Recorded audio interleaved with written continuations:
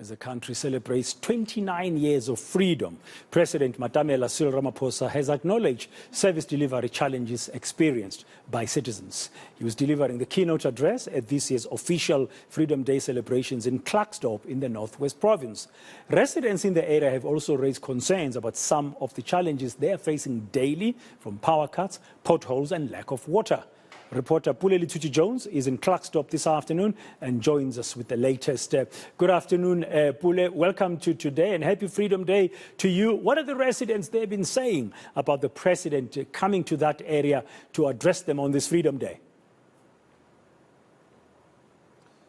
Well, happy Freedom Day, Bredan, and residents were quite upset. In fact, there was some residents from the Jacaranda informal settlement not far away from the Mansell Park Stadium where the president was giving a keynote address today during the Freedom Day celebration.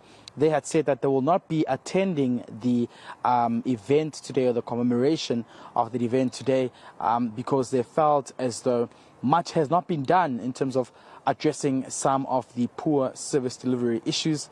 That is one area that's been badly affected by water shortages, no electricity, and of course, multi-billion rand unfinished housing projects, which have caused protests over the last couple of days before we arrived here in Klerksdorp. So residents there were really quite upset. I spent most of the day with them from about 6 a.m. until I went to the event and checked up on them again.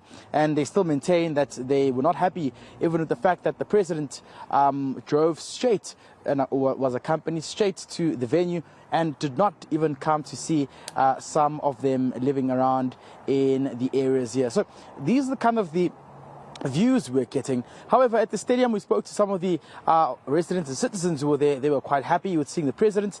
However, they're pinning their hopes with the fact that they believe the president will have to now, act out with some of the promises that have been made, particularly with the investment plan, which speaks to the energy crisis, which has, of course, challenged the country for a while right now. But let's take a listen to what the residents from Jacaranda Informal Settlement had to say when we spoke to them regarding the president being present in Klerksdorp today. There is a lot that is happening here, but the blame I'm going to put it at the office, or the provincial office and the municipality, because the municipality should be the one that oversees whether this project is moving very well. It's continuing, but they are doing nothing. They'll just lie. They don't come to us and report and see whether is the project continue or what is happening. If the province can release the money of the contractor so that the project can start again. Houses have been standing here since January, others from last year. The contractor has been using his own money from his own pocket. How can he continue to fund the money without having money? And Pule, what commitments has government made to resolve the issue of these unsolved service delivery projects in that area? Well, I spoke to the Minister of Human Settlements earlier on today, Mameloko Kubai, who said that they had sent a delegation of provincial executives and officials, and of course some within the task team of ministers, to come and evaluate and assess some of these unfinished projects. And they found various things where other projects were indeed not completed because money hadn't been paid out to some of the contractors.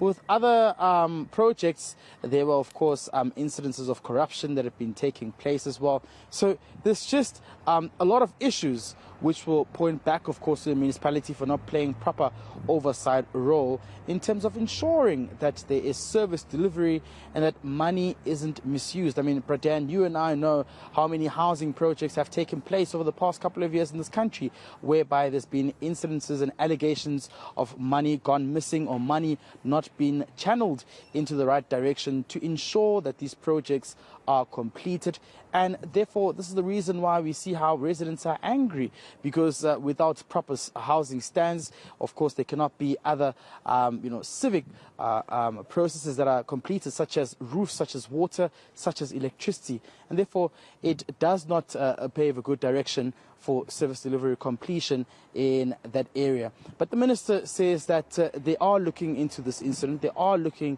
at having ways to ensure that money is rolled out, because this, of course, is a legitimate program that has been building RDP houses in the area, and they believe that the provincial government should conclude as soon as possible to ensure that the issue of service delivery being fast-tracked in the area can happen, and that residents are not fuming at the end of the day, and that they get, or rather have access to good service delivery.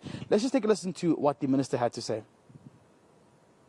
In terms of the work, it's a mega project. Mega project is multi-year, so it's not done overnight.